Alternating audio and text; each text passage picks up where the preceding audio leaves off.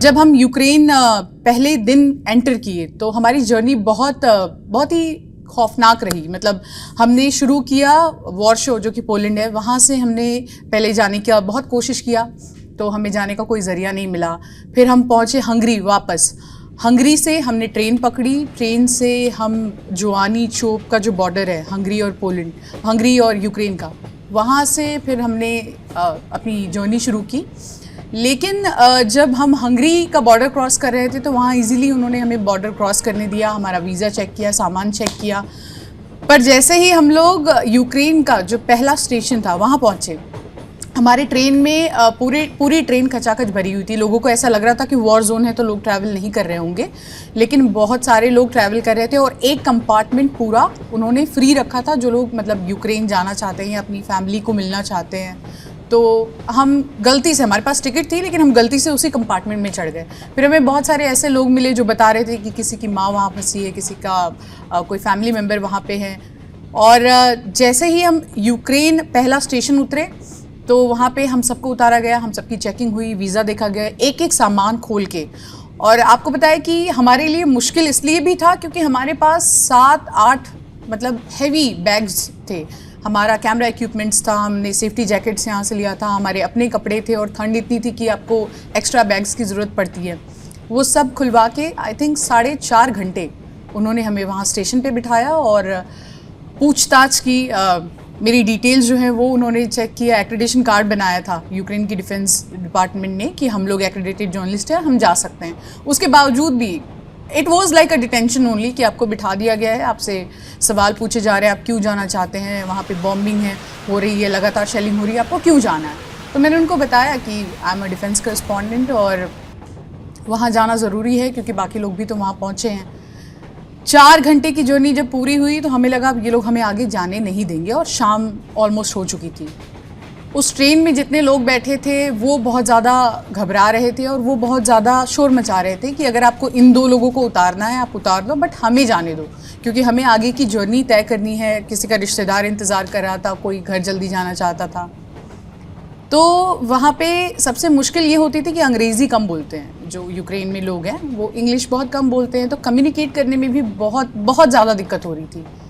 एक महिला मुझे मिली, पुलिस ऑफिसर थी, मुझे समझ आया कि थोड़ी सी अंग्रेज़ी उनको आती हैं, तो फिर मैं उनके साथ बैठी। उन्होंने मुझसे पूछा, मेरा ट्विटर, इंस्टाग्राम, जो भी सोशल मीडिया प्लेटफॉर्म्स हैं वो उन्होंने चेक किया और देखा कि मैं किस तरह की रिपोर्टिंग करती हूँ, मैंने क्या कुछ किया है। तो जो लेटेस्ट रिपोर्ट थी वो सारी ऑपरेशन गंगा की थी, पोलैंड और हंगरी की। तो उनको समझ आया कि हाँ, she is a serious journalist और इसलिए यहाँ पे पहुँची है। फिर उनसे बातचीत हुई और बहुत ठंड थी, तो मैंने उनको कहा कि अगर आप लोग हमें उतारना चाहते हो तो उतार लो, यहाँ रोकना चाहते हो तो रोक लो, लेकिन आपको रहने के लिए जगह देनी पड़ेगी क्योंकि हमारे पास कोई जगह नहीं है, हम यहाँ किसी को जानते नहीं हैं, हमारे पास करेंसी भी हमने एक्सचेंज नहीं कराई हुई थी, तो पैसे नहीं हैं। तो फिर उन्हें लगा कि अब इन्हें रखा कहाँ जाए, मतलब हमारे पास तो खुद रहने की जगह नहीं है। फिर उन्होंने हमें लगभग 5.5 घंटे के बाद जाने को कह दिया। अब यात्रा इसलिए कठिन थी क्योंकि हम लोग लवीव भी नहीं पहुंचे थे, हमें कोई बीच के एक स्टेशन पे इन्होंने छोड़ दिया। वहाँ से इतना सारा सामान लेकर, आप यकीन मानिए मेरे दोनों हाथ में यहाँ पे सूटकेस, आगे एक बैग, पीछे एक बैग।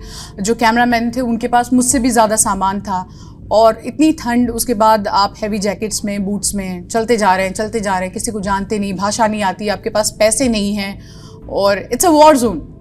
तो हम जिस स्टेशन पे उतरे, हमने बाहर जाने की कोशिश की। जैसे ही हम लोग बाहर गए, एयर रेड सायरन बजने शुरू हो गए और हमने सिम कार्ड भी नहीं लिया था, वहाँ का लोकल सिम कार्ड, कि अगर कोई कीव में है कोई जर्नलिस्ट या इनका जो मीडिया सेंटर है हम कांटेक्ट करें। सो वी वर क्लूलेस कि हम जाएं तो जाए कहाँ, करें तो क्या करें। एयर रेड सायरन बज भी रहे हैं तो किस बंकर में जाए, कहाँ पे जाएं। तो मैं और मेरा कैमरामैन, हम दोनों एक दूसरे को देख के बस यही सोच रहे थे कि हम यहाँ आ तो गए, आगे करेंगे क्या। चलते अचानक हम दोनों हिंदी में बात कर रहे थे और एक व्यक्ति आया और वो कह रहा है इंडिया, मतलब उसे प्रॉपरली इंग्लिश भी बोलनी नहीं आ रही है, पर वो कह रहा है इंडिया। तो हमने कहा यस वी आर इंडियंस। तो फिर उसने हमसे पूछा कि कहाँ जाना है अपनी भाषा में, तो हमें समझ नहीं आया। फिर एक और कोई था, हमने उनसे हेल्प ली कि ये क्या कह रहे हैं बताओ। तो उन्होंने कहा ये पूछ रहे हैं आपसे, आपको कहाँ जाना है। तो हमने उनको बताया कि हम जर्नलिस्ट हैं, हमें ऐसे ऐसे कीव पहुंचना है, लेकिन पहले लवीव हम जाएंगे। तो उसने कहा कि मैं अपनी गाड़ी से आपको ड्रॉप कर सकता हूँ, बदले में आपको इतने पैसे देने होंगे। तो हमने उनको बोला कि हमारे पास लेकिन यहाँ की जो यूएच करेंसी है वो है नहीं। तो उन्होंने कहा कोई बात नहीं, अगर आपके पास डॉलर्स है आप डॉलर्स दे देना। अब एक अनजान देश में, एक वॉर जोन में, आपके पास न कांटेक्ट के लिए कोई साधन है, ना आपके पास पैसे हैं, कुछ भी नहीं है, और आप एक ऐसे इंसान पे भरोसा कर रहे हो जो आपसे कम्युनिकेट भी नहीं कर पा रहा है। मतलब उससे बात करने के लिए हमें किसी तीसरे व्यक्ति का सहारा लेना पड़ रहा था। तो हमें ये सोचना पड़ रहा था कि हम इनके साथ जाए या नहीं जाए। और बहुत सारे लोगों ने हमें ये भी कहानी बता रखी थी कि अगर आपके पास कैश होता है तो लूटपाट हो जाती है, तो यू कांट ट्रस्ट एनीवन। पर हमारे पास और कोई चारा नहीं था। मैंने और जो मेरे कैमरा पर्सन है शेखर, हम दोनों ने हिम्मत की और हमने कहा चलो अब देखते हैं, आ गए हैं भगवान भरोसे, तो आगे की जर्नी तय करते हैं। उसकी गाड़ी में हम बैठे और सामान लोड कराया। उसके बाद उसने सबसे पहला गाना लगाया, मिथुन चक्रवर्ती का गाना था, जिमी जिमी जिमी।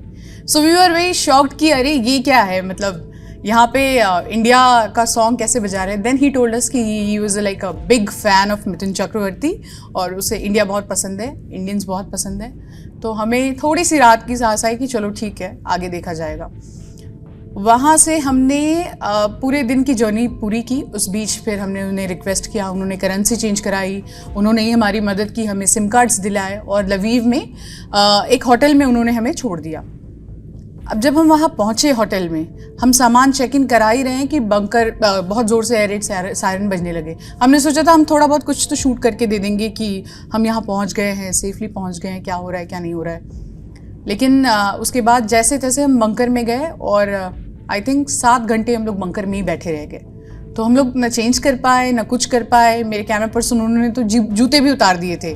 तो जब वो बंकर में पहुंचे हैं, क्योंकि it was like very first hand experience, हमें नहीं पता था कि बंकर में जाने के लिए लोग अपना बैग पैक तैयार करते हैं, क्योंकि आपको पता नहीं कितने घंटे वहाँ आपको बंकर में बैठना पड़ेगा। तो हम लोग तो क्लूलेस थे, हमें कहा गया भागो भागो, तो हम बंकर में ऐसे जैसे थे वैसे ही चले गए। पर लोग बहुत अच्छे थे, उन्होंने अपनी गाड़ियाँ भी अंदर बहुत सारे लोगों ने लगा रखी थी। तो जिसके पास, किसी के पास कंबल था उसने मेरे कैमरा पर्सन को कंबल दिया, किसी के पास कुछ खाने का था तो उन्होंने हमें खाने का ऑफ़र किया। फिर जब बंकर में वापस, बंकर से ऊपर रूम में जाने की बारी आई, तो उन लोगों ने मुझे बताया कि आप अपना एक छोटा सा बैग हमेशा तैयार रखो, जिसमें आपका पासपोर्ट, कुछ कैश, जो ज़रूरत की चीज़ें हैं, आपके मोबाइल फ़ोन्स, और जैसे कैमरामैन है तो उनको कहा ये आपके लिए बहुत इंपॉर्टेंट है, तो उसका एक बैग बना के रखो, ताकि जब भी भागने की ज़रूरत पड़े, बंकर में जाने की ज़रूरत पड़े, तो आप पूरी तरह से रेडी हो। तो ये एक अलग एक्सपीरियंस था। मतलब रात को सोते वक्त हम लोग अपना सारा सामान बैग पैक करते थे, और आपको बताएं कि कंफर्टेबल कपड़े पहन के कभी नहीं सोते थे। ऐसे कपड़े पहन के सोते थे कि जैसे ही अगर एयर रेड सायरन बज रहे हैं तो आपको बस बैग उठाना है और जैसे हैं आप वैसे भाग जाना है। तो हमने फिर ये प्लान किया कि अब जब भागेंगे तो बंकर में जाके हम कुछ शूट करेंगे। फिर 1 घंटे बाद वापस से वही सिलसिला शुरू हुआ। रात भर हम लोग सोए नहीं, दिन भर जर्नी करके आए थे।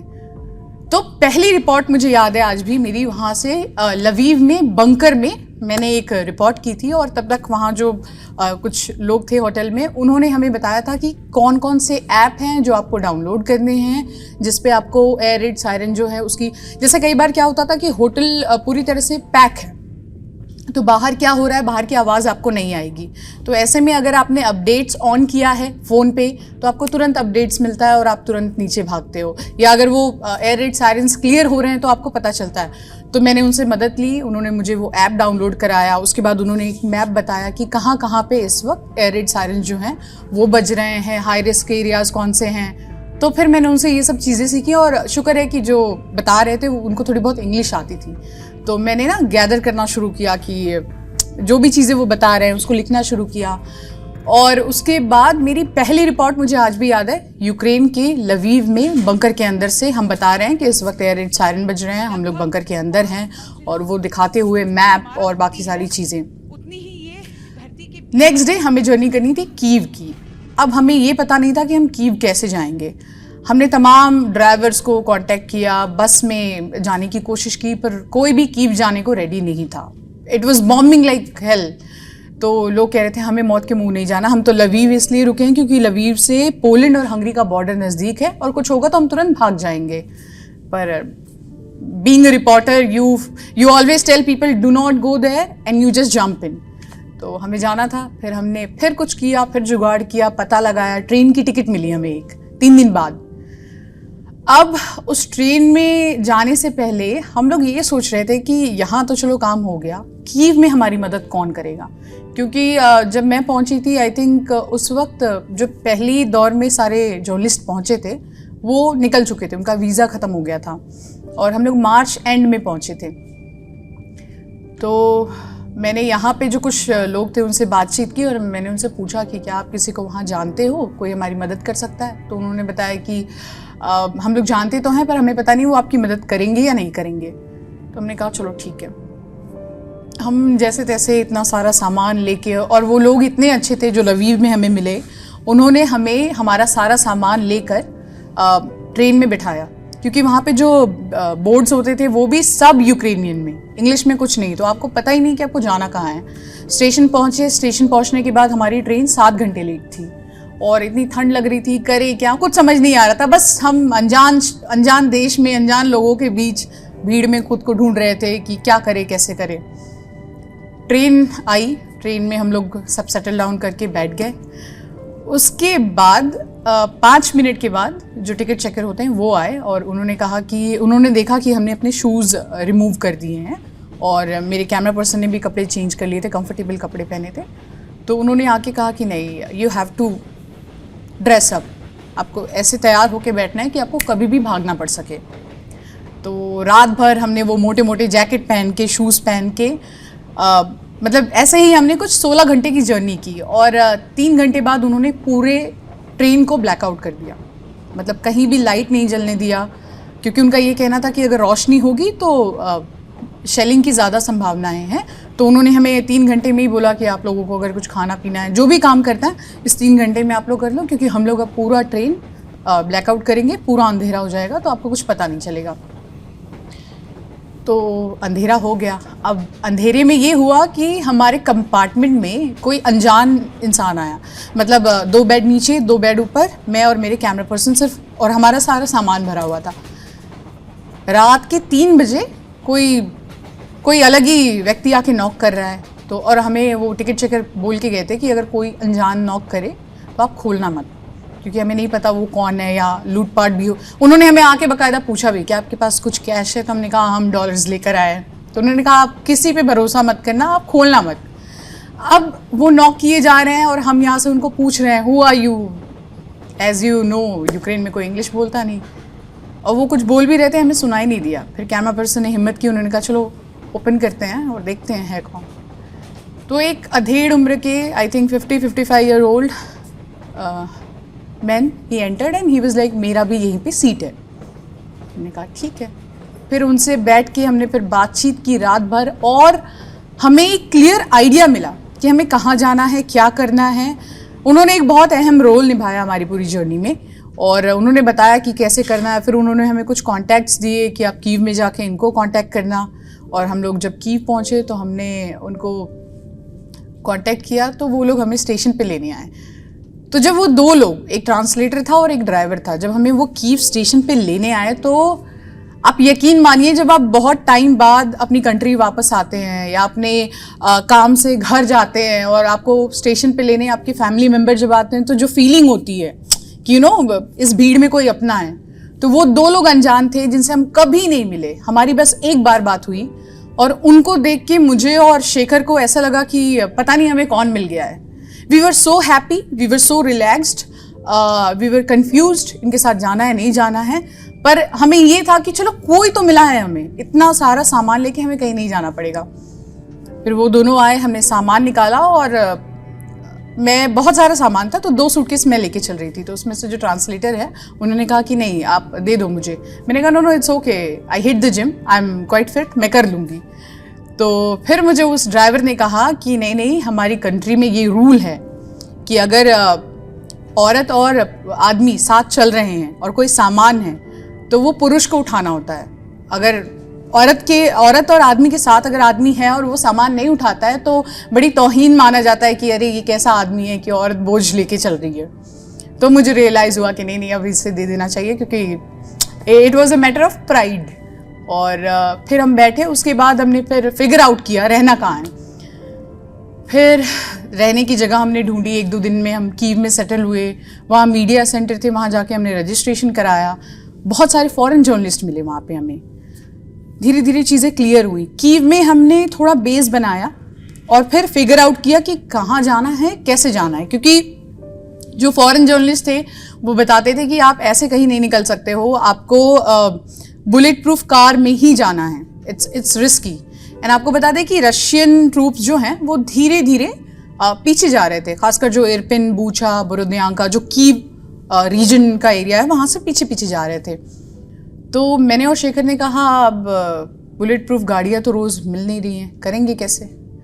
तो शेखर ने एक बहुत मतलब इतने सीरियस मोमेंट में एक बहुत ही लाइट बात कही कि इसको दिल्ली, आगरा, नोएडा बना देते हैं शिवांगी, देखा जाएगा। सो आई वाज लाइक ठीक है। अब हमने फिर गाड़ी हायर की, वही ट्रांसलेटर, वही ड्राइवर, वो हमारे साथ आने को रेडी हो गए और हमारे पास वो मीडिया एक्रेडिटेशन कार्ड था, इसलिए हमारी गाड़ी कहीं भी चली जाती थी। कीव में हमने रिपोर्टिंग की। कीव से निकल के हमारी पहली रिपोर्टिंग थी इरपिन। हम जब इरपिन पहुंचे तो रास्ते में हर आधे किलोमीटर पे आपको एक उनकी यूनिट दिख जाती थी जो यूक्रेनियन आर्मी है। वो आपको रोक के 10 सवाल करेंगे, आप कहाँ से हैं, क्यों हैं, सामान क्या है, क्योंकि वो बहुत रिस्की टाइम था। उसी टाइम पे एक अमेरिकन जर्नलिस्ट की वहाँ पे डेथ भी हुई थी। तो थोड़ा सा एहतियात बरतते हुए हम लोग आगे पहुँचे, हमने रिपोर्ट्स की। और जब हम जा रहे थे तो हमें ये बोला गया कि आप स्ट्रेट रोड पे चलना, क्योंकि रशियन ट्रूप्स जस्ट वहाँ से निकले थे, उस पूरे एरिया को सैनिटाइज किया जा रहा था। तो उन्होंने कहा कि ना आप दाएं उतरना, ना आप बाएं उतरना, कहीं भी आप उतरना मत, गाड़ियाँ सीधे सड़क पे जानी चाहिए। तो फिर हमने उनसे पूछा कि सर आप ऐसा क्यों कह रहे हैं, क्योंकि कभी कभी हम एज अ टीवी जर्नलिस्ट हम अच्छा फ्रेम देख के उतर जाते हैं कि चलो वॉक थ्रू कर ले, या visually it's rich so let's do it. तो उन्होंने बताया कि रशियन ट्रूप्स जो वापस गई हैं वो जगह जगह पे माइंस लगा के गई हैं, तो आप कहीं भी आप मत उतर जाना, क्योंकि वो पूरा एरिया सैनिटाइज नहीं है। हमने कहा ठीक है। मैं आपको बताऊं मुझे डर कब लगा था, मतलब कीव में भी जब मैंने सबको, मुझे तब तक डर नहीं लगा था जब तक मैंने हमेशा देखा कि बाकी जर्नलिस्ट भी काम कर रहे हैं। तो मुझे ये लगा कि जब ये कर सकते हैं तो मैं क्यों नहीं, और मैं तो अपनी मर्जी से यहाँ आई हूँ, मुझे कोई ऑफिस ने धकेल के नहीं भेजा। लेकिन मुझे डर 3-4 जगहों पर लगा है जो मैं मेंशन करूंगी। और आपने बहुत सही बात कही कि बीइंग अ फीमेल आपकी बहुत सारे चैलेंजेस होते हैं। सबसे बड़ा चैलेंज तो होता है वॉशरूम, कि लड़के तो कहीं भी चले जाएंगी, लड़कियां कहाँ जाएंगी। और जब हम लोग जा रहे थे इन सब एरियाज में तो वो मेरे ट्रांसलेटर कहता आपको डर नहीं लगता। मैंने कहा अगर मौत आनी होगी तो आप घर पे सोए रहोगे तो भी आपको हार्ट अटैक आ जाना है और आपकी डेथ हो जाएगी। अब जब हम यहाँ पहुँच गए हैं, इतनी मशक्क़त के बाद पहुँचे हैं, सो कुछ स्टोरीज अच्छी कर लेते हैं। डर लगता था, पर फिर बैक ऑफ द माइंड ये भी होता था कि अगर जिंदा लौट गए तो हम एक इतिहास है, ये हिस्ट्री है, इसको विटनेस करके लौटेंगे। तो बहुत सारी चीज़ें चल रही थी। और आपको बताऊँ जब एक जर्नलिस्ट फील्ड पे होता है ना, चाहे बाढ़ हो, चाहे बॉम्ब ब्लास्ट हो या कुछ भी हो, तब वो अपने बारे में कभी नहीं सोच रहा होता है। चाहे कैमरामैन हो, चाहे जर्नलिस्ट हो, वो ये सोच रहा होता है कि बेस्ट विजुअल क्या दे दे, बेस्ट इनपुट क्या दे दे, बेस्ट इन्फॉर्मेशन क्या दे दे। तो हमें आफ्टर इफेक्ट्स होते हैं, जैसे हम वो काम करके वापस आ जाते हैं तब सोचते हैं अरे हमने ये क्या कर लिया, या हम यहाँ भी गए थे, अच्छा ये भी कर लिया। उस वक्त मुझे उस वक्त तक कोई डर नहीं लगा था। हम बूचा जब पहुंचे उस दिन थोड़ा सा like I got emotional, I cried through out the day, क्योंकि जब हम वहाँ पहुँचे तो जगह जगह लाशों का ढेर लगा था। हम जहाँ चल रहे थे वहाँ भी लाशें ही लाशें थी। फिर हमें बताया गया कि एक चर्च के पास आप जाइए, वहाँ आपको बहुत ही ख़राब मंजर देखने को मिलेगा। And I was in touch with office, continuously बात होती रहती थी। टाइम जोन अलग है यहाँ से, यूक्रेन 5 घंटे यहाँ से पीछे है। तो फिर दफ्तर को मैंने बताया कि मैं बूचा निकल रही हूँ, और बूचा तब तक बहुत हाईलाइट हो चुका था इंटरनेशनल प्लेटफॉर्म पे कि बूचा में ये हुआ, ये हुआ, ये हुआ। तो ऑफिस से ये बोला गया आप जाओ, लेकिन जस्ट बी केयरफुल। तो जब हम वहाँ पहुँचे तो कोई इंडियन मीडिया तब तक वहाँ नहीं था। जब हम उस वक्त वहाँ थे तब हमें कोई नहीं दिखाई दिया था, सिर्फ हम थे। और जब हम रिपोर्ट करके निकले पूरे दिन, तब शाम को हमने कुछ फॉरेन जर्नलिस्ट को देखा जो एक बुलेट प्रूफ कार में प्रॉपर यूक्रेन की आर्मी के साथ आए थे। हम बिना कोई बुलेट प्रूफ कार किसी के, बस हमारे पास जैकेट्स होती थी, वो भी जब हम रिपोर्ट के लिए निकलते थे तो पहनते थे। तो बूचा में जब हम उस चर्च में गए तो मैंने और शेखर ने ये डिसाइड किया कि हम इमोशनल स्टोरी है, इसको हम उस हिसाब से शूट करेंगे। वहाँ पहुँचने के बाद हमने देखा कि एक बहुत बड़ा गड्ढा था, उस गड्ढे को अभी भी मिट्टी बाहर निकाला जा रहा था। तो हमें समझ नहीं आया कि क्या हो रहा है। तो हमने फिर पूछा कि हो क्या रहा है, तो उन्होंने कहा आप आगे जाके देखो। मैंने कहा अलाउड है आगे जाना? क्योंकि आपको बताऊं ऐसे टाइम पे ना आपको बहुत सोचना पड़ता है। आप वॉर जोन में हो, लोग इमोशनली ड्रेन थे, लोगों को कई बार उनका गुस्सा मीडिया पे फूटता था कि हम परेशान हैं और आप लोग हमारे विजुअल्स बना रहे हैं, आप हमसे बात करने की कोशिश कर रहे हैं, आप क्यों कर रहे हैं। तो अब उन्हें ये नहीं पता कि ये हमारा काम है, हम नहीं दिखाएंगे तो लोगों को कैसे पता चलेगा। तो कुछ फैमिलीज भी वहाँ खड़ी थी, तो मैंने इसलिए पूछा कि क्या हम वहाँ जा सकते हैं। उन्होंने कहा बिल्कुल आप जाइए और देखिए क्या हो रहा है। जब हम वहाँ पहुँचे तो मिट्टी बाहर कर रहे थे और फिर हमें कुछ ब्लैक ब्लैक सा दिखाई दिया, ऐसे एक के बाद एक के बाद एक के बाद ऐसे रैक में रखा हुआ। तो जब उन्होंने और क्लियर किया मिट्टी तो पता चला ये सारी डेड बॉडीज हैं, ये सारे लाश का पूरा ढेर लगा हुआ है। और जितना खोद रहे थे उसमें से उतनी लाशें, मतलब बूचा के आंकड़े अगर आपको पता हो तो उन्होंने कहा था कि कुछ 400 लोगों को रशियन ट्रूप्स ने वहाँ पे मौत के घाट उतारा था। ये यूक्रेन कह रहा है, ये उनके आंकड़े थे। पर मैंने अपनी आंखों से उस वक्त जो देखा था कम से कम 60 लाशें वहाँ एक के बाद एक के बाद एक के बाद रखी होंगी। तो वो देख के और सब लोग रो रहे थे जो वहाँ पे खड़े थे। तो मैं और शेखर सोच रहे थे कि हम शूट करें नहीं करें, और हम भी बहुत इमोशनल हो गए थे क्योंकि बल्क में हमने वो चीज़ें देखी थी। शेखर ने कहा एक काम करो शिवांगी, मतलब हमें वॉक थ्रू कर लेना चाहिए क्योंकि पता नहीं अभी अगर लोग ज़्यादा नाराज़ हो गए तो हमें बाहर कर देंगे, तो एज ए जर्नलिस्ट पहले अपना काम कर लेते हैं। मैंने कहा ठीक है। और गला ना जब आप थोड़ा सा रोते हो तो आपका गला थोड़ा सा रुंझ जाता है, तो मैंने कहा मुझे 5 मिनट दे दो आप। ठंड भी बहुत ज़्यादा थी। फिर हमने वॉक थ्रू शुरू किया। तब तक मैंने दफ्तर को एक छोटा वीडियो क्लिप भेजा था कि मैं बूचा में हूँ इस वक्त, ये तस्वीरें हैं और this is what happening here. तो ऑफिस ने मुझे कहा कि डीएनए हमारा स्पेशल शो जाता है और आज की लीड स्टोरी ये है, तो आप कोशिश करो इसको जल्दी करके, क्योंकि वहाँ नेटवर्क नहीं होता था, बूचा में बिल्कुल नेटवर्क नहीं था। हमें फीड भेजने के लिए कीव वापस आना पड़ता था, जो कि 3-4 घंटे की जर्नी थी। तो उन्होंने कहा this is our lead story, so try to finish it up आज के आज। उसे ठीक है चलो। मैंने बोलना शुरू किया कि ये हो रहा है, ये हो रहा है, ये हो रहा है। और जब मेरे कैमरा पर्सन ने विजुअल्स दिखाने शुरू किए तो वो विजुअल दिखाते दिखाते दिखाते बाकी सारी बॉडीज़ तो ब्लैक इसमें लपेटी हुई थी थैली में। मुझे एक में से एक बच्ची का हाथ दिख रहा था और उसमें एक खिलौना था, छोटा सा हाथ और छोटा सा ऐसे खिलौना, और खिलौने के साथ ही उसको दफना दिया गया था।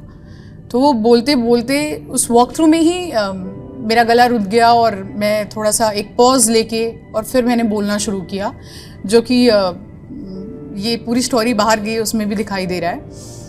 तो फिर मेरे कैमरा पर्सन ने कहा क्या हुआ? मैंने कहा मैं नहीं कर पाऊँगी, आई कांट डू इट, जितना हुआ है होने दो, मेरे से नहीं बोला जाएगा, मैं नहीं बोल सकती इस वक्त, आई नीड ब्रेक। उन्होंने कहा कोई बात नहीं, you just calm down, you go, you take rest, गाड़ी में बैठो, तब तक मैं विजुअल्स बनाता हूँ। फिर मुझे बार बार याद भी आ रहा था कि ये हमारी लीड स्टोरी है तो इसे कंप्लीट तो करना है। मैं फिर गई, मैंने फिर वॉक थ्रू किया, थोड़ा एकदम अपने इमोशंस को कंट्रोल में रखते हुए एक प्रोफेशनल जर्नलिस्ट की तरह। बाद में हमें पता चला कि वो काले कपड़े नहीं थे या काला ये नहीं था। रशियन ट्रूप्स ने जिन लोगों को मारा था उनकी फैमिली को सिर्फ 7 मिनट का टाइम दिया था बॉडी को डंप करने के लिए। तो लोगों के पास कुछ नहीं था कि बॉडी को रैप कहाँ करें।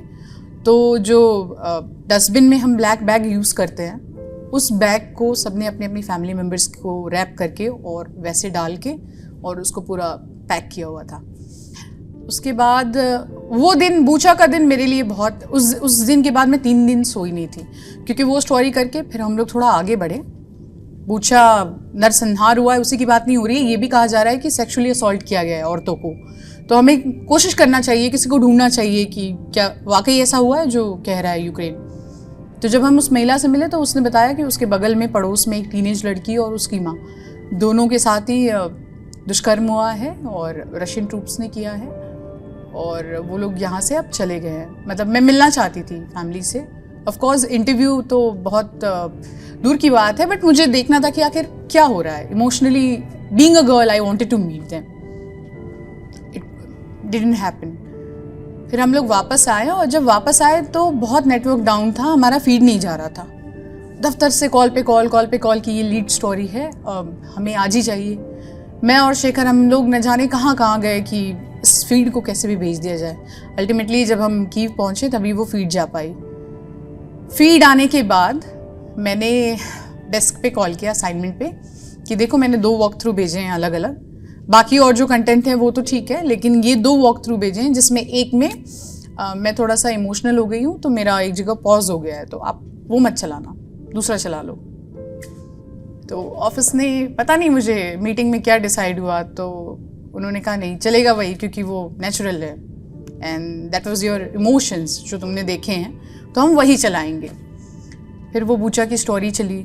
उसके बाद एक ना हमें भी एक थोड़ा सा कॉन्फिडेंस आया कि अब हम कर सकते हैं, अब हम चीज़ें देख सकते हैं, कर सकते हैं। और फिर हमने हिम्मत बढ़ाई और हम खारकीव निकले, और खारकीव में भीषण लड़ाई चल रही थी और हमें 4 दिन की जर्नी पूरी करनी थी, क्योंकि कीव से आप बाहर निकल गए तो ना आपके पास खाने के लिए कुछ होता था ना पानी होता था, क्योंकि उन्होंने पाइपलाइंस जो है वो पूरी ब्लास्ट में सब खत्म हो गई थी।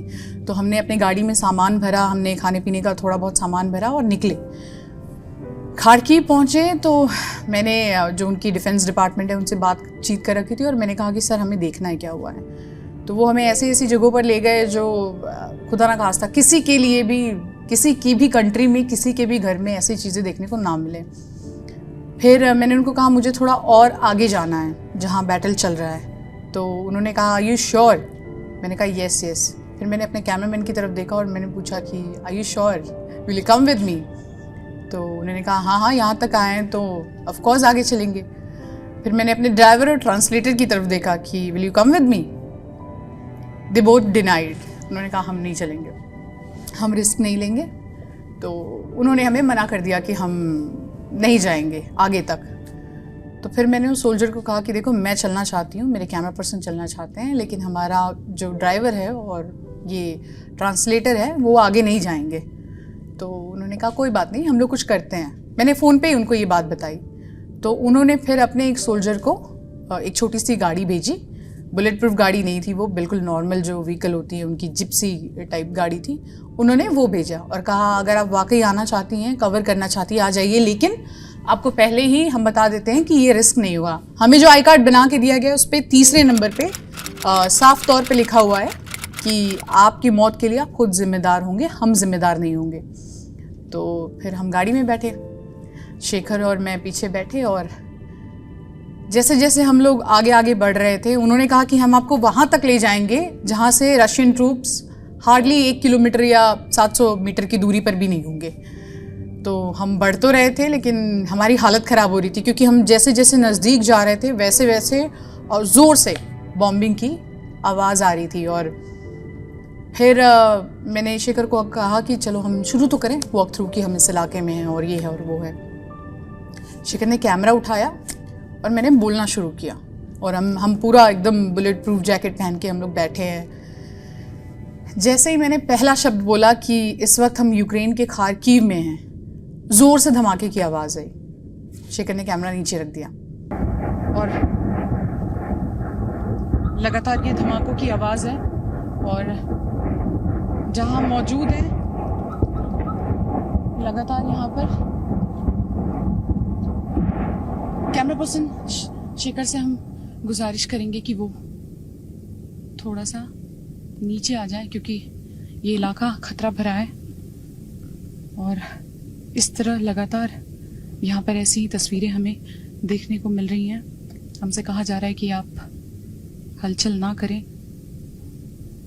जब से हम इस इलाके में आए हैं लगातार इसी तरह से एक्सप्लोजन यहाँ हो रहा है, और जब से हम इस इलाके में हैं लगभग आधे घंटे हो गए हैं हम इस पूरे इलाके का दौरा कर रहे हैं, और इसी तरह से एक्सप्लोजन जो है वो हमें सुनाई दे रहा है।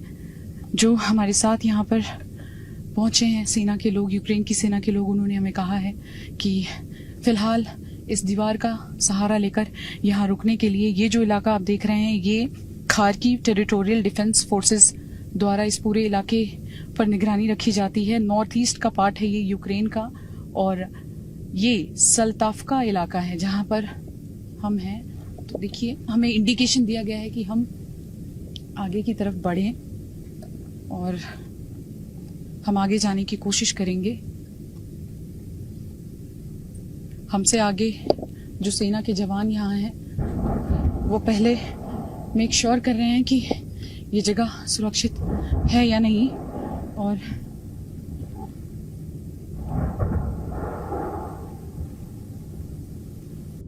फिर जो सोल्जर हमें लेके चल रहा था उन्होंने कहा था कि आप कैमरा आगे मत घुमाना, क्योंकि ना मेरी शक्ल दिखनी चाहिए और ना ही मतलब हम कहाँ हैं वो नहीं दिखना चाहिए। तो हमने कैमरे को थोड़ा सा लो एंगल रखते हुए सिर्फ मैं बोले जा रही हूँ और बस विंडो से जो कुछ भी दिख रहा है थोड़ा थोड़ा थोड़ा थोड़ा शेखर ने थोड़ा सा रिकॉर्ड किया, मैंने भी थोड़ा सा रिकॉर्ड किया। जब हम ये रिकॉर्ड कर ही रहे थे कि इसने बहुत जोर से गाड़ी चलाना शुरू कर दिया जो सोल्जर था, तो हमें कुछ समझ नहीं आया और उसे बार बार कॉल्स आ रहे थे। तो मैंने फिर उनको पूछा, उनको भी इंग्लिश नहीं आती थी। Communication was the biggest problem there. आप कम्युनिकेट कैसे करोगे? तो फिर उन्होंने ट्रांसलेट किया कि we have to move, we have to move. मैंने कहा कहाँ जाना है? पीछे की तरफ जाना है, आगे की तरफ जाना है? उन्होंने कहा है वहाँ से कहा जा रहा है जहाँ जा सकते जाओ, लेकिन यहाँ से हटो, वहाँ मत रहो। धुएं का गुबार जो है। अब हम लोग ऐसी जगह पे फंसे थे कि ना हम पीछे जा सकते थे ना हम आगे जा सकते थे, हम एक बीच में ही स्टक हो गए। तो उन्होंने कहा एक काम करो, गाड़ी को एक रेसिडेंशियल एरिया में ले गए, वहाँ छुपा दी और मैं और शेखर और हमारे साथ जो सोल्जर था, हम लोग एक दीवार के पीछे, मतलब ऑलमोस्ट हमारे आसपास सब कुछ उजड़ चुका था, एक दीवार और एक छोटा सा घर था वो बचा था, हम लोग वहाँ बैठ गए और पीछे से लगातार शेलिंग की आवाज़ आ रही है। 700 मीटर की दूरी पे भी नहीं होंगे वो लोग, दोनों साइड से सिर्फ बॉम्ब की आवाज़। आई थिंक ये सब कुछ 20 मिनट तक चलता रहा। और फिर मैं और शेखर हमने कहा करे क्या? तो शेखर ने कहा एक काम करते हैं, जो हो रहा है नेचुरली, जो हम विटनेस कर रहे हैं, हम इसी को शूट करेंगे। तो मैंने कहा ठीक है। फिर वो वॉक थ्रू भी है, वो देखने के बाद घर वाले काफ़ी घबरा गए थे। तो उस वॉक थ्रू में मैं बोल तो रही हूँ, लेकिन जब पीछे से शेलिंग होती है तो मैं फिर घबरा रही हूँ, फिर बोल रही हूँ, फिर घबरा रही हूँ। और बीच बीच में वो सोल्जर हमें कह भी रहा है आपको आगे चलना है, पीछे चलना है, हम उसके इंस्ट्रक्शंस को भी फॉलो कर रहे हैं। जब हम वहाँ पहुँचे और शेलिंग ये चलती रही, फिर उसे कॉल आया 20 मिनट के बाद कि आप निकल सकते हो तो निकल लो, क्योंकि वो और आगे बढ़ रहे हैं। तो उन्होंने कहा कि अब हमें निकलना होगा। तो मैंने उनको पूछा कि isn't it risky, like we are moving now, they are moving here and we are also like moving towards that route only.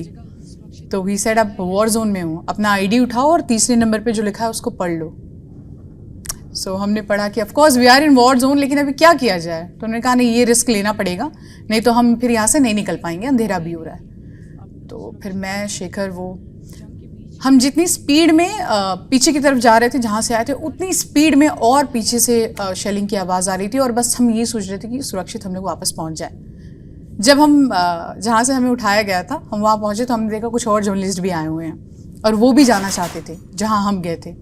तो सोल्जर ने बताया कि नहीं जा सकते, बिकॉज़ ये तो जहाँ तक गई थी मैं खुद भी नहीं जाता, ये ज़िद करके ले गई तो हम वहाँ तक गए, लेकिन मैं आज रिस्क नहीं लूँगा। और हमें ऊपर से कॉल है कि किसी को भी जो नेवी माफ़ कीजिएगा जो आर्मी से नहीं है उसको नहीं ले जाना है। उस रात हम वापस तो आ गए, अब रहे कहाँ? खार्किव में सब कुछ तबाह हो चुका था।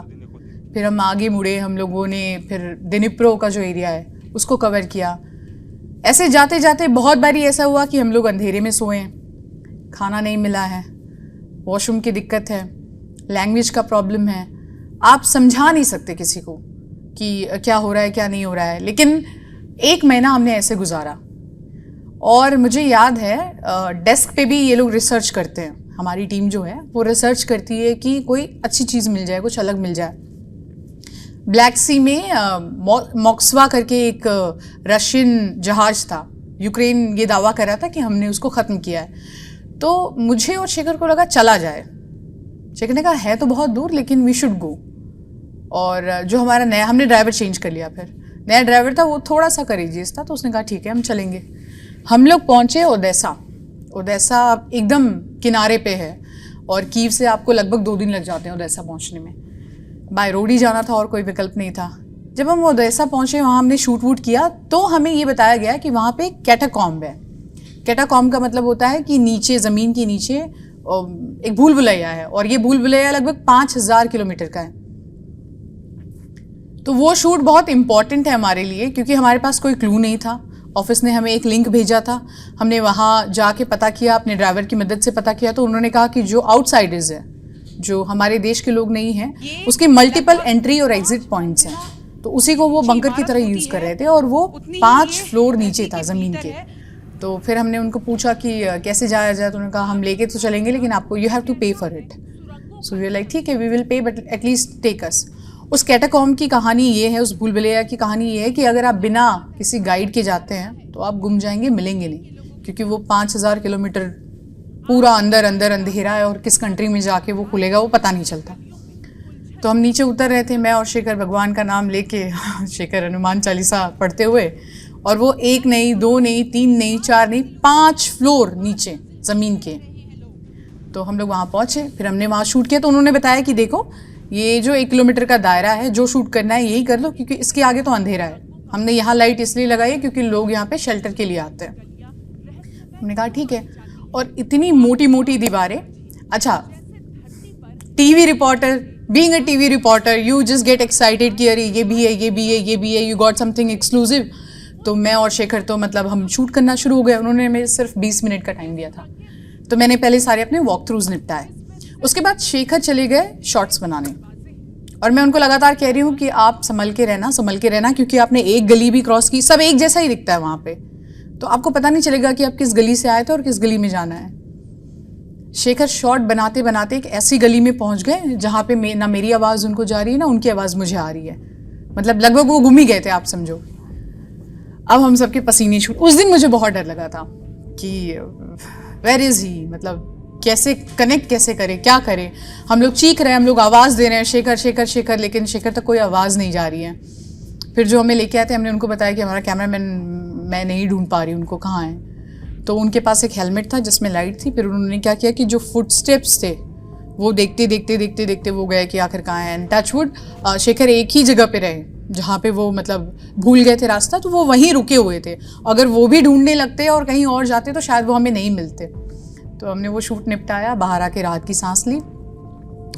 इसमें 2-3 जगहों पे मुझे बूचा में डर लगा था, उस कैटाकॉम्ब में डर लगा था, खारकीव में डर लगा था, लेकिन एक हौसला भी था। और मैं व्हाट्सएप स्टेटस या इंस्टाग्राम और इन सब चीज़ों को ज़्यादा कुछ शेयर नहीं कर रही थी, क्योंकि घर वाले बहुत परेशान होते थे। मैं उनको ये तक नहीं बताती थी कि कौन सी स्टोरी कब ऑन एयर जा रही है, ताकि वो देखें ना। लेकिन वो बॉम्बिंग वाली खारकीव की स्टोरी देखने के बाद मुझे घर से स्ट्रिक्टली कहा गया कि आप वापस आ जाओ, क्योंकि यहाँ हालत ख़राब हो रही है, हम लोग नहीं देख सकते। तो ऐसे बहुत सारे दिन आए, खाना नहीं मिलता था। फिर हमने कुछ और जो जर्नलिस्ट थे उन्होंने अपार्टमेंट लिया हुआ था, तो वहाँ जाके फिर हम लोग खुद खाना बनाते थे और फिर ऐसे मिला करते थे। मुझे ऐसा लगता है कि जो मैं पिछली बारी गई थी मैं क्लूलेस थी, मुझे कुछ आइडिया नहीं था कहाँ जाना है, किससे कांटेक्ट करना है, कैसे काम करना है। इस बार मुझे ऐसा लग रहा था कि मेरी घर वापसी हो रही है, मुझे सब कुछ पता था कैसे करना है। मतलब आप यकीन नहीं मानेंगे कि जाने के पहले नीचे गाड़ी आके खड़ी हो जाती थी, जाने के पहले वहाँ हमारे लिए रहने का ठिकाना हमने कर लिया था, क्योंकि थोड़ा आइडिया था और थोड़े कॉन्टैक्ट भी बन गए थे, लोग बहुत अच्छे हैं वहाँ। इस बार जो मैंने विटनेस किया, मुझे ऐसा लगता है कि यूक्रेन के लोग they are very strong, very very strong. I mean ladies specially, मैं महिलाओं की बात करूँ, उनको ये ऑप्शन था कि आप कंट्री छोड़ के जा सकते हो। They all came back, they are supporting their like male members of the family and they are saying हम नहीं जाएंगे। और पहले जो एयर रेड सायरन बजते थे तो सब बंकर में जाते थे, अब किसी को कोई फ़र्क नहीं पड़ता। एयर रेड सायरन बज रहे हैं, मैंने अभी भी रिसेंटली भी एक रिपोर्ट भेजी थी कि एयर रेड सायरन बज रहे हैं, लेकिन लोग सड़कों पे चल रहे हैं और अब बच्चों के साथ भी लौट रहे हैं। बेसिकली लोगों का ये कहना है कि दिस इज़ नेवर एंडिंग, तो हम कब तक अपने घर अपने अपनों से दूर रहें, कुछ तो करना होगा।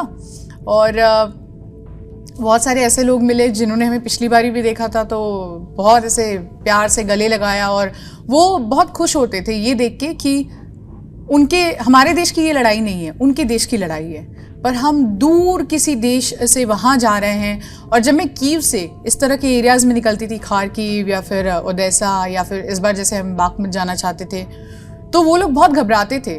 और जो लोग मतलब हमारे कांटेक्ट में थे वो लगातार हमें मैसेज करते थे कि आप सेफ़ हो, आप लोग मत जाओ। पहले तो हमें यही कहते थे कि आप मत जाओ, फिर कहते थे सेफ़ हो नहीं हो। तो मुझे ये 1 साल में जो डिफरेंस नज़र आया वो ये कि लोगों में मनोबल बढ़ा है, लोग अब प्रिपेयर्ड है। अगर ये वॉर अगले कई सालों तक भी चलेगा तो भी लोगों को फ़र्क नहीं पड़ता। देखिए, ज़िंदगी ऑफ कोर्स सबकी तहस नहस हो गई है, बहुतों की फैमिली यहाँ से चली गई है, कोई कहीं और पढ़ रहा है, कोई अपने परिवार के साथ नहीं है, लेकिन इन्होंने इस चीज़ को अडेप्ट कर लिया है। जो ऐसा लग रहा था कि 1 हफ्ते में, 1 महीने में, 6 महीने में ख़त्म हो जाएगा, और अब यूक्रेन के लोग, उनको लगता है कि now they are very strong. The way foreign countries, the way ministers from other countries they are coming to Kyiv, या अभी जो बाइडेन का एक वॉक हुआ है इंडिपेंडेंस स्क्वायर या जो कीव के इलाके में, उनका मनोबल बढ़ता है। यूक्रेनियंस आर लाइक, अब हमें इस चीज़ की आदत। देखिए, वहाँ पे वॉर तो पहले से ही था ना, लड़ाई तो चलती ही थी, छोटी मोटी नोक झोंक थी, पर ये बड़ी लड़ाई हुई। और बड़ी लड़ाई में क्या हुआ कि इन्हें लग रहा था, यूक्रेन के लोग मान रहे थे कि हम कमज़ोर हैं, रशिया के सामने हम टिक नहीं पाएंगे। लेकिन उनके राष्ट्रपति की तरफ वो लोग देखते हैं और कहते हैं कि hats off to this man, कि इन्होंने इतना सब कुछ किया, हमारे साथ खड़े रहे, और उनको देख के हमें बहुत ज़्यादा मतलब हम बहुत स्ट्रांग फील करते हैं, या अगर वो कर सकते हैं तो हम क्यों नहीं। मैं यूक्रेन से अभी आए मुझे हार्डली 4 या 5 दिन हुए हैं, और मैं अभी तक सो नहीं पा रही हूँ। मुझे अभी भी नींद नहीं आती है। पहला, टाइम जोन। दूसरा, मैं जब भी सोती हूँ मुझे ऐसा लगता है कि जो बिल्डिंग है वो हिल रही है। तीसरा, मुझे ऐसा लगता है कि कभी भी, जब मैं वापस भी आई थी तो मुझे याद है, मैं पहली रात जब सोने जा रही थी तो मैं सारा सामान इकट्ठा करके और प्रॉपर कपड़े वपड़े पहन के, and then I realize, oh I am not in Ukraine, I am in India, I am back here. तो लास्ट टाइम जब मैं आई थी मुझे ऑलमोस्ट 1 महीना लग गया था। मैं यहाँ आई और within I think 2 days I went to Banaras, Gyanvapi जो पूरा मसला चल रहा था, and everybody told me you should take rest, and I was like no, if I am staying at home, you know, वो चीज़ें बार बार मेरे जहन में आती रहेंगी। So I went to Varanasi. 26 दिनों तक वो पूरा खेल चल रहा था, और पूरे दिन मैं रिपोर्ट करती थी। शाम के वक्त मैं रोज़ जाके गंगा घाट बैठती थी। वो एक डिटॉक्स करने का एक मेरा अपना, सबका अपना अपना तरीका होता है, वो मेरा तरीका था कि मैं शांति से वहाँ बैठती थी, और इट रियली हेल्प्ड मी। मुझे ऐसा लगता है कि वुमेंस डे एक दिन का नहीं होना चाहिए, every day is our day, because हमें एक दिन क्यों सेलिब्रेट किया जाए। हम एक दिन तो काम नहीं करते, तो रोज़ काम करते हैं। और पहले आपको पता है एक होता था कि एंटरटेनमेंट है तो सिर्फ लड़कियां करेंगी, स्पोर्ट्स हैं तो लड़के करेंगे, क्राइम है तो लड़का करेगा। एज अ जर्नलिस्ट मैंने क्राइम किया हुआ है, मैंने एंटरटेनमेंट किया हुआ है, मैंने स्पोर्ट्स किया हुआ है, मैंने पॉलिटिकल किया है, तो मुझे ऐसा लगता है कि जेंडर का कोई लेना देना नहीं है। You have to be a strong person, और मुझे लगता है बहुत सारी जगहों पे लड़कियां बहुत स्ट्रॉन्ग हैं। Women are multitasker. वॉर की ही बात कर लो आप, वॉर जोन में ही आई वाज द वन जिसको कुकिंग आती थी, तो जब हमें खाने का किल्लत हो रही थी तो हमने खाना बनाया। इसलिए ये सब कहना कि हाँ वुमेन है तो वहाँ नहीं भेजना चाहिए, वुमेन को एक आप एक पिंजरे में बांध के नहीं रख सकते। उनको विंग्स दो, वो फ्रीली एकदम उड़ेंगी और काम करेंगी।